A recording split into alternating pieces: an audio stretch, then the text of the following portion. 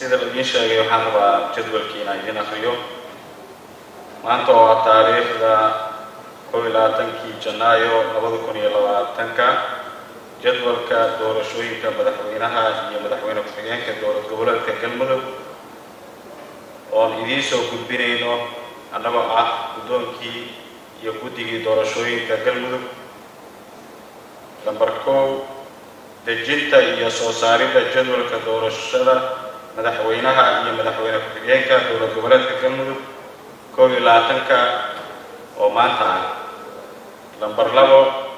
qabashada araajida iyo taariikh nololeedka musharaxiinta u tartamaya madaxweynaha iyo madaxweyne ku-xigeenka waa 22 iyo 23 bishan lambar 3 maalin nasiina ah iyo ololo doorasho taariikhdu markay tahay 24 iyo 25 labadaas maalmood nasiino iyo ololo doorasho ayaan ugu talagalnay lambar 4 dhageysiga khudbadaha musharaxiinta madaxweynaha hal maalin oo ah 26 bishan oo Janaayo lambar 5 dhageysiga khudbadaha musharaxiinta madaxweyne ku-xigeenka 27 Janaayo ayaan iyadana ugu talagalnay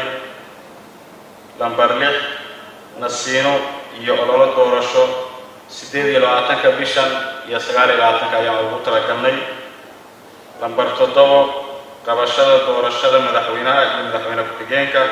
dowlad goboleedka Galmudug waxay noo dhacaysaa haddii aan la idmo maalinta 30 Janaayo